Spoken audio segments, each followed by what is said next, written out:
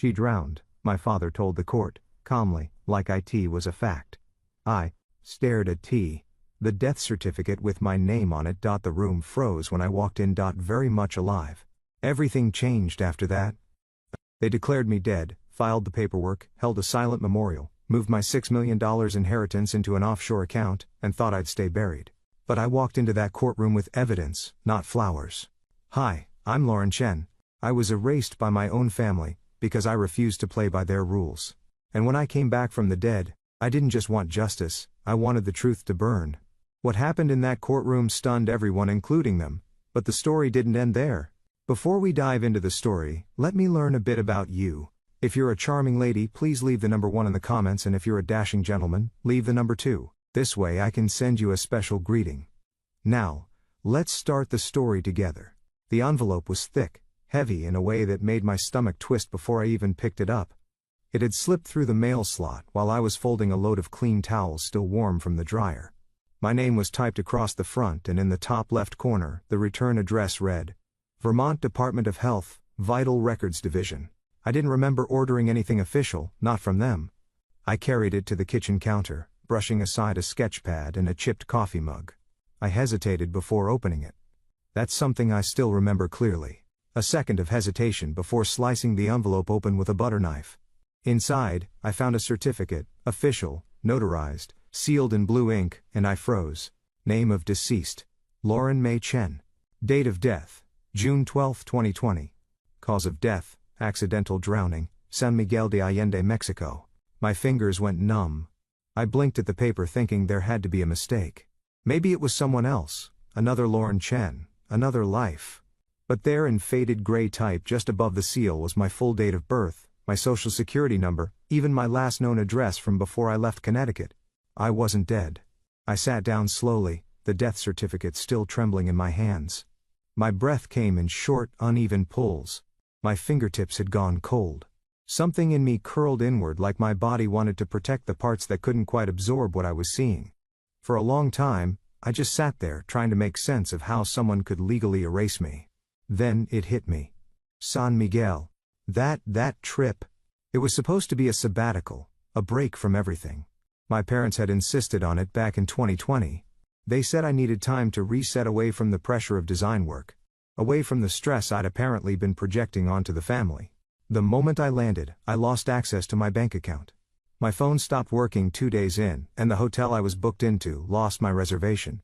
It was a week before I found stable internet, and by then, the silence from home had already begun. I hadn't thought of that time in months, maybe years. I buried it like most people bury things that hurt. But now the truth was printed on thick paper with a raised gold seal. They didn't just want me gone. They wanted me gone. I reached for my phone and dialed the only person I trusted enough to call after 3 years of silence. Julian Carter, he answered on the second ring. My voice cracked. It's me. There was a pause. Lauren? I just received a death certificate, I said, gripping the counter with my free hand, in my name, filed in Vermont, dated 2020. Another pause. A shift in his breathing. I thought you ghosted me, he said finally. But you're saying they filed it themselves, I said. My parents or someone acting on their behalf. Julian exhaled slowly. Okay. Let's not panic. But Lauren, that's not just strange, that's serious. Like felony level serious. I stared at the certificate again. It lists a cause of death, a place. It's not just a typo, it's deliberate. Did you keep it? He asked. Of course, I said. I haven't touched anything else. Good. Don't shred anything. Don't even bend it. I know. He hesitated. You want to tell me everything, or should I just come up there? I almost smiled, but the heaviness in my chest wouldn't let it rise. Let me call you back. I need to look through the rest of the mail. We hung up, and I went back to the small stack on the entry table. Junk, a magazine I never subscribed to. A letter from a law office in New Haven, Joseph Reed Esky, that I almost tossed until I saw the handwriting on the envelope. It was unmistakable. A heavy slanted script I hadn't seen since Calvin Dawson, my grandfather, passed away. Inside was a single sheet of paper. If you're reading this, it means your return was not on their terms. That's good. We have work to do. Joseph. I stared at the note. It wasn't emotional, wasn't long, but it confirmed what I feared and what I needed to believe. This wasn't over, and I wasn't crazy. Back in college, my father used to say, in this family, absence means silence. Don't come back unless you're ready to be obedient. I thought he was being dramatic. Controlling, sure, but not sinister. Now I saw it differently. They didn't just erase me. They had plans for what would come after. My sketchpad sat untouched on the counter, a half-finished blazer design hanging from the wall beside it. I used to think I had time, that I could live quietly and build something on my own terms. But that was before someone declared me dead on paper. Now the clock was ticking. I stood by the front door looking down at the snow melting on the steps. The sun had broken through the clouds just enough to warm the railings. I'm going back, I whispered. Not to reconnect, not to ask for answers, but to show them I was still here. And this time, they wouldn't be the ones writing the story. The first thing that hit me when I stepped into Joseph Reed's office was the smell. Old leather, aging paper, and that faint stubborn trace of peppermint lozenges he always seemed to keep in his desk drawer. It smelled exactly the same as it did when I came here as a teenager, fresh off some disagreement with my grandfather about college or career or the shape of my life. But this time I wasn't here for guidance. I was here for proof. Joseph looked up as I entered, adjusting his glasses, as if he didn't quite believe I was real. Lauren? His voice cracked just slightly. In the flesh, I said, stepping fully into the room. Surprise. He blinked twice, then pushed back from his desk and stood. You shouldn't be here, he said, though not unkindly. But thank God you are. I sat down without waiting to be offered a seat. The chair was firmer than I remembered. But it still carried the weight of history. I leaned forward, both elbows on my knees, and held his gaze. They filed a death certificate, I said. Filed, stamped, and mailed it. I have it in my bag if you want to see. Joseph rubbed the bridge of his nose, then reached behind him to grab a ceramic mug and pour coffee from the pot that had likely been sitting there for hours. I don't need to see it, he said, handing me the mug. I've seen the papers. I just never thought I'd see you. I took the coffee, more for the warmth than the taste. My fingers wrapped around the cup like they were searching for something solid. So it's true. He nodded. Your father filed for probate in late 2021, claimed you had passed, died abroad. No remains recovered. He said it was a tragedy no one could talk about. I nearly laughed, but the sound never came. Just a small, sharp breath through my nose. Classic Philip Chen. Joseph opened a leather folder on his desk and pulled out a thick stack of documents. This is the original trust from Calvin. Your grandfather knew things might go sideways. That's why he set this up the way he did. You are the sole heir to $6 million in the Vermont property, but only if you're alive, and only if you stay out of the family business. That part I remember, I said quietly. He looked at me. Serious now. You turn 33 in less than 3 months. If this isn't reversed by then, the entire estate defaults to the family trust. Controlled by my father and Derek, I finished for him. Joseph nodded. My fingers brushed against the edge of my coat pocket. I reached in, and felt the soft worn edges of a folded piece of paper. I pulled it out gently, an old sketch I'd tucked away during a layover years ago. It was a design for a silk blazer, hand-stitched edges, bold collar, something I dreamed of including in my portfolio once. The corners were wrinkled now, stained with ink and a tiny circle of coffee. I didn't say anything about it, just held it for a second before slipping it back. There was a soft knock at the office door. Joseph rose and opened it slightly. A man stepped in, tall but slouched with tired eyes, and a messenger bag clutched to his chest like it held something alive. Kent Wallace, he said, offering me a faint nod. Kent used to do the books for Walker Holdings, Joseph said. He left after, well, I'll let him explain. Kent sat beside me, but didn't look directly at me. He pulled a small flash drive from his bag and placed it on the table, followed by a second, and then a third. These contained payroll records, tax filings, consultant contracts, and shell company invoices, going back 5 years. I stared at the pile. That's a lot of data. He gave a humorless smile. Your brother and your father never expected anyone to come looking, and especially not you. I was dead, I said flatly. He nodded. They needed you dead because they couldn't control you alive. Silence hung between us for a moment. Then I reached for the drives and slipped them into my own bag. Kent cleared his throat. There's something else. The money. It's been moving slowly, quietly into a company called Calderon Equity. On paper, it's a development firm. In reality, it's a funnel. For what? I asked. Risky overseas investments. Some of them legal, some of them questionable. Joseph looked at me. You can't go public, not yet. But you can't stay quiet either. I nodded slowly. So we build quietly. Document everything. And wait. For what? Kent asked. For them to make a mistake, I said. Joseph leaned back. That might not take long. I stood, reaching for the papers Joseph had spread out on the table. I gathered them, one by one, careful not to bend or crease anything. Then I turned toward the door. 90 days, I said, glancing back at them. That's how long I have. To do what? Kent asked. To come back from the dead, I said. And as I stepped out into the cool New Haven air, I finished the thought silently, and take back what's mine. I didn't plan to make an entrance, but apparently when someone legally dead walks into a courthouse, people notice. The rain had turned the marble steps of the Fairfield County Courthouse into a mirror. I could see my reflection with each step, my black coat clinging to me, my hair pulled back and my eyes set forward like I'd already made it through the worst. Joseph held an umbrella over both of us, though he walked half a step behind. Julian followed quietly, scanning the crowd. It was supposed to be a simple filing. Walk in. Hand over the motion. Walk out.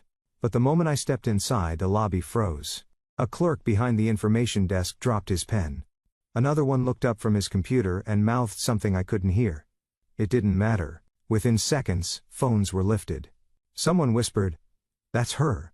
And just like that, the rumors began. The daughter, they declared dead. The missing heir. The girl who came back. I didn't flinch. I kept walking. Room 402 was down the main hallway, past the portraits of retired judges and the faint scent of wet wool and old carpet. The hallway hummed with low voices. Reporters had gathered for some corporate fraud case on the docket today, but their lenses had turned. I could feel it. As we approached the courtroom, I saw them. Philip Chen stood by the double doors speaking with Derek in that stiff clipped tone I remembered so well, strategic and cold. Derek paced like a cornered animal, hands flexing at his sides. My mother, Margaret, stood a few feet away, her trench coat dry, her pearl earrings still in place. She stared straight ahead. She'd always been good at stillness. Emily stood beside her, pale, eyes darting, clutching a file folder like it was the only solid thing in her life. Philip saw me first. His mouth flattened into a line. Derek muttered something I couldn't hear, and my mother simply turned, blinked, and said my name once. Lauren. Not, "Oh my God." Not, "You're alive." Just my name. I moved past them and approached the clerk's desk inside the courtroom. The clerk looked from me to Joseph, unsure if he should even speak. "I'm here to file a motion," I said, my voice clear, "to revoke a death certificate issued in error, and to reinstate my legal identity." Joseph handed over the documents with practiced ease. The judge, a woman with silver-streaked hair and thick-rimmed glasses, adjusted her chair. "This is unusual," she said, flipping through the papers, "but not unprecedented." "No, Your Honor," Joseph replied. "The petitioner has documentation verifying she is alive and was incorrectly declared deceased. We have her government-issued ID, medical records from Vermont General, and a notarized letter from myself, dated 2020, confirming Calvin Dawson's intent to transfer assets to her." The judge raised an eyebrow. "This letter was never entered into probate." "Because it was intercepted," Joseph said calmly. "Allegedly." Derek cut in, stepping forward. "Your Honor, this is clearly an attempt to derail a legitimate family process." I turned toward him. "Legitimate process?" I said. "You tried to bury me with paperwork and a lie." He scoffed. "You disappeared for years. What were we supposed to think?" "You didn't think," I replied. "You planned." The judge held up a hand. "Enough. This court will not descend into family theatrics." She looked at me. "Miss Chen, until we verify your identity through appropriate legal and forensic channels, this matter is postponed. You will return in 30 days. The motion is recorded. All parties will be notified of next steps." I nodded. "Understood." The judge stood. The bailiff called for recess. The room stirred. As I gathered my things, I turned one last time toward my family. "You buried me with a signature," I said, meeting each of their eyes. "I'm here to show you how I dig myself out." Philip didn't respond. His jaw tightened, his hands folded behind his back like this was a board meeting, not his daughter reclaiming her life. Margaret offered nothing but a blink. Emily looked down. But Derek leaned in toward our father as we exited. I caught the words barely. She wants war? Let's give her one. Outside, the rain had turned into a mist, soft against my face as I walked past the gathering reporters. One stepped in front of me with a notepad. How does it feel to be resurrected? I didn't answer. Just kept walking because I wasn't back to feel anything. I was back to finish what they tried to end. If they couldn't keep me dead, they'd try to prove I was insane, subtle, elegant, and legally bulletproof just like them. The envelope was hand-delivered this time, cream-colored, thick, embossed with the seal of the Connecticut Probate Court. It arrived mid-morning, just as I was adding sticky notes to a financial timeline Joseph and I had drafted the night before. I'd barely had time to make coffee. Inside was a summons. Petition for emergency conservatorship of adult individual, Lauren May Chen. Grounds: ongoing delusional behavior, erratic claims, inability to manage financial affairs. I didn't laugh. I didn't even blink. I just folded the letter once, then once more, and laid it on the dining table. The rental I'd been staying in, an Airbnb tucked behind a florist shop in Stamford, had become a war room. Files covered the surface, printouts, legal pads, medical receipts, flash drives in labeled envelopes. The window was cracked open, letting in the cool April air. The trees outside had just started budding, pale green tips trembling in the breeze. Julian arrived half an hour later. He didn't need to knock. He let himself in, holding 2 paper coffee cups. I brought real caffeine, he said. Then he saw the summons. Damn. They're going to say I'm unstable, I said calmly. They filed the motion yesterday. He sat down, slid 1 coffee toward me, and took a breath. Let me guess. They're going to use Mexico. I nodded. Back in 2020, during my so-called sabbatical, I spent 3 nights in a private clinic outside San Miguel de Allende. Heat stroke, exhaustion, and a panic episode that followed the loss of my passport. I hadn't spoken about it much. My parents paid the bill quietly, and when I came home, it was as if it had never happened, but I knew they hadn't forgotten. They'll say it was psychiatric, I said. Not dehydration, not stress, just instability. Julian leaned back. We'll need medical records, the originals. I can pull a request through my channels. I glanced toward the bedroom. My suitcase was half unpacked. I hadn't even bothered with drawers. Everything about my life felt temporary. Joseph arrived an hour later, papers in hand. We're going to need a statement from the clinic itself. Originals, translated, signed, notarized. I've already called, Julian said. They'll send them by courier. The doorbell rang again just after noon. This time it was Emily. She looked smaller somehow. Her hair was pinned up the way our mother liked it, neat, polished, but her face had none of that composure. She held a manila envelope to her chest like it might shield her. I shouldn't be here, she said, stepping inside. I said nothing, just gestured toward a chair. They're planning to submit reports, she whispered. Psyche vows from a doctor in Massachusetts, except he's never treated you. I stared at her. I overheard Dad talking to Bernard. Something about needing preemptive documentation in case you got too loud. Julian narrowed his eyes. What's the doctor's name? Dr. Alan Neary. Joseph turned to his bag, flipped open his briefcase, and began typing on a small tablet. He's real, he muttered. But we'll need to confirm if he's part of this. Emily placed the envelope on the table. I found this in Dad's home office. It's a draft of the affidavit they're planning to submit. Lauren's signature is on page 4. I didn't move. Emily opened the file and turned it toward me. There it was. My name, my date of birth, a signature I hadn't written. Below it, the claim. Subject displays persistent paranoia, fixation on unsubstantiated conspiracy, and emotional volatility. They're not just trying to discredit me, I said. They're trying to erase my credibility altogether. Joseph nodded. And if the court buys it, they can control everything.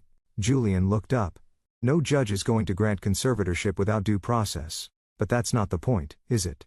They just want to plant doubt. We sat in silence for a moment.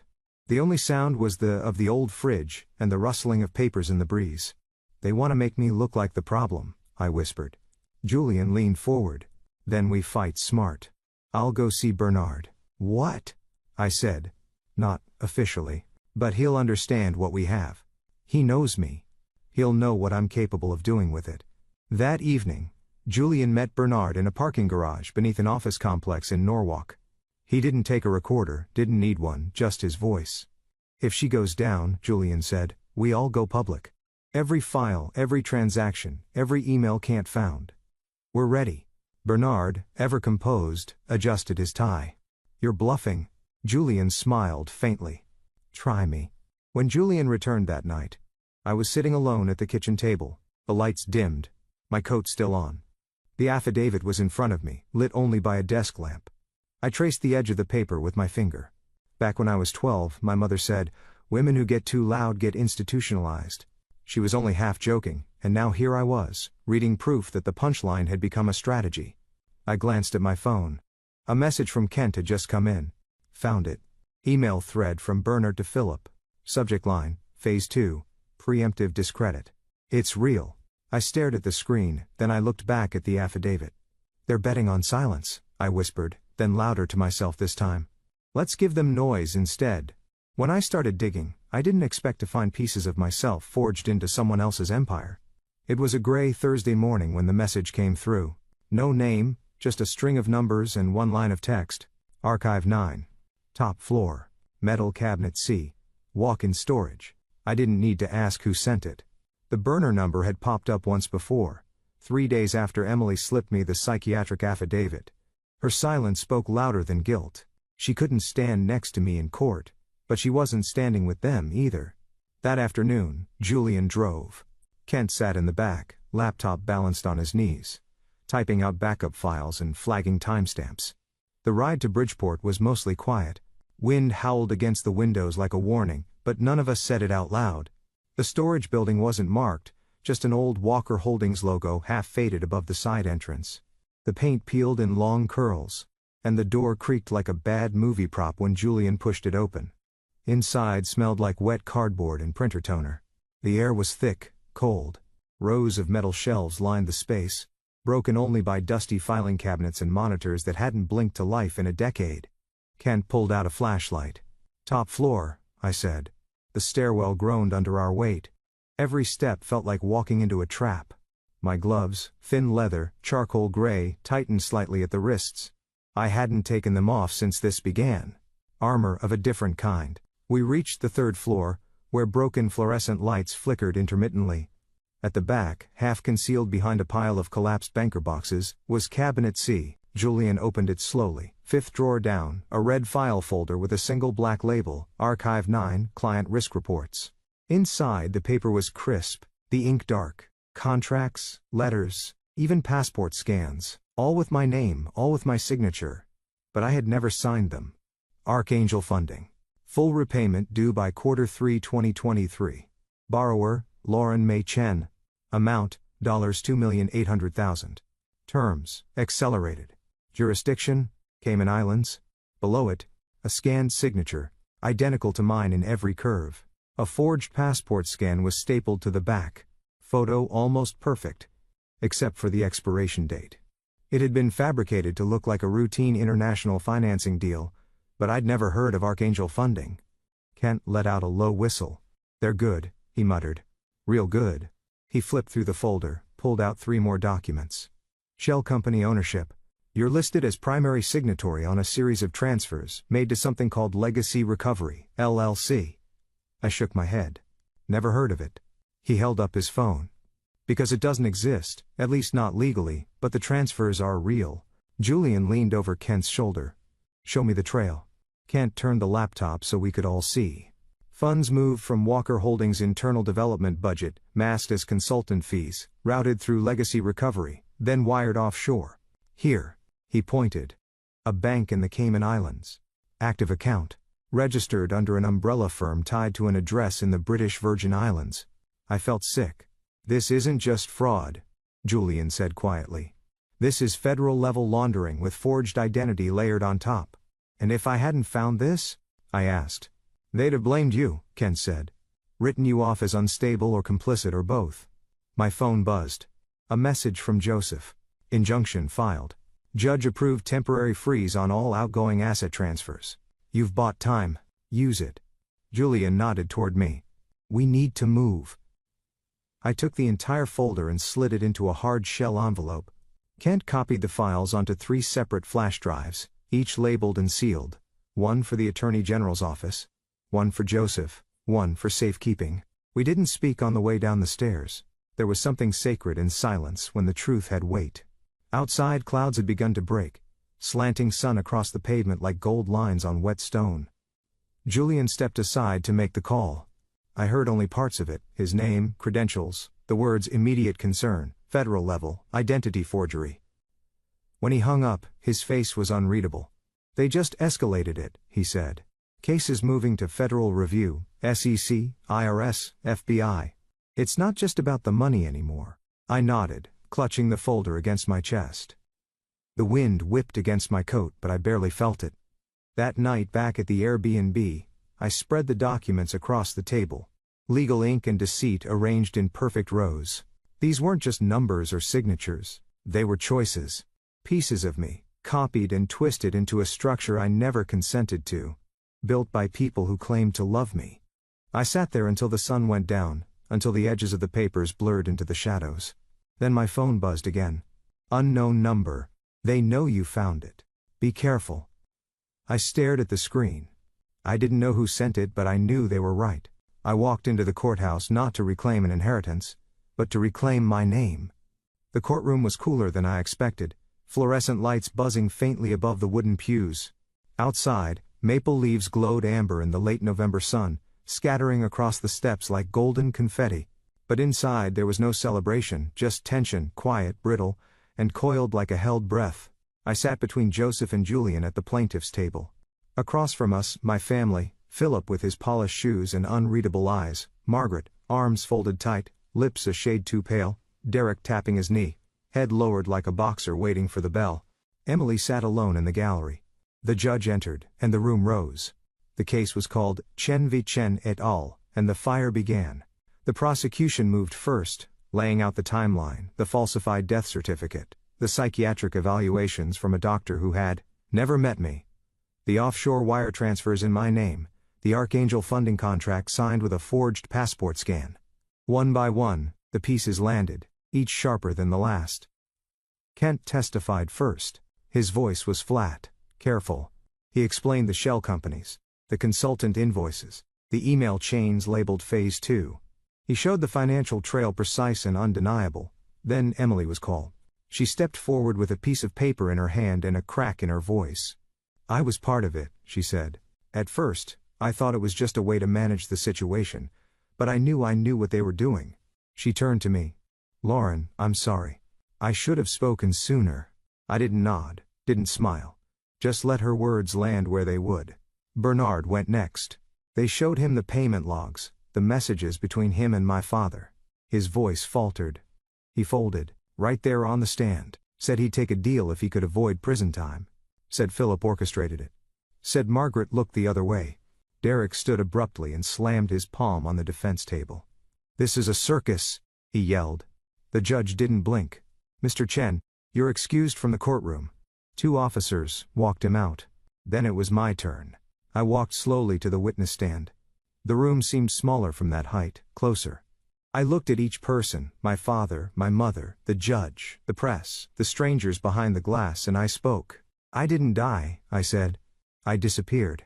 I disappeared because I believed distance would protect me. I disappeared because the silence was safer than their version of love. I paused, but I came back. Not for money, not for status, but because I won't let them rewrite the story. What I rebuilt in that silence, my integrity, my peace, matters more than anything they tried to steal. The judge listened. Everyone did. The verdict came swiftly. My legal identity was reinstated. The estate was frozen, pending federal investigation. Philip and Bernard would be tried separately under criminal charges. Margaret was named a passive beneficiary, not a participant. But her reputation unraveled all the same. The courtroom emptied slowly. Emily reached out to touch my arm. I didn't pull away, but I didn't linger either. 6 months later, I opened the doors to the Dawson Initiative, a nonprofit focused on victims of financial ABBD, particularly those harmed by family systems cloaked in prestige and secrecy. We started with 1 room, just a few desks, soft lighting, a coffee machine, and a wall of corkboard, covered in sticky notes that read like small declarations. I'm not crazy. They don't get to decide who I am. Silence is not safety. The day we hosted our first community workshop, a package arrived. No return address. Wrapped carefully in soft paper. Inside was a sketch, my old one, the silk blazer, the lines a little faded now, the corners curled, and a note. You were always meant to lead, Mom. I stood there holding it for a long time. I didn't cry. Some wounds don't bleed, they just change you. That night, I pulled out a new sketch pad, not for fashion, for something different. I drew the blueprint for a women's resource center, shelter, job training, and legal aid all in one. I labeled the rooms with names like Clarity, Anchor, and Rise because rebuilding isn't about going back. It's about choosing to build forward with your name, your voice, and your truth intact. Sometimes the hardest thing isn't standing up to strangers. It's standing up to the people who once called you family. In walking back into that courtroom, I didn't seek revenge. I sought restoration of truth, of identity, and of self-worth. Because when we speak up, especially after being silenced, we give others the courage to do the same. And maybe that's how healing begins, not by erasing the past, but by choosing who we become in spite of it. If this story moved something in you, I hope you'll share your thoughts. Thanks for watching, take care, good luck. After listening to today's story, perhaps it has raised some new questions in your mind, or maybe it has brought back some old memories. Every day on Reddit, new experiences and moments create fresh stories, and they connect all of us. Everyone has their own unique journey in life, and we all try to understand the world in our own way. These kinds of moments remind us that we are all human, sometimes happy, sometimes sad, and always learning something new. If you enjoyed this story, feel free to share it with your friends. Your thoughts and feedback are always valuable to us, as they motivate us to create even better content.